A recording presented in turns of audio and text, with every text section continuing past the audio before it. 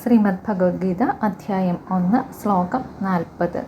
കുലക്ഷയേ പ്രണശ്യന്തി കുലധർമാ സനാതനാഃ ധർമ്മേ നഷ്ടേ കുലം കൃത്സ്നം അധർമ്മോഭിഭവത്യുത.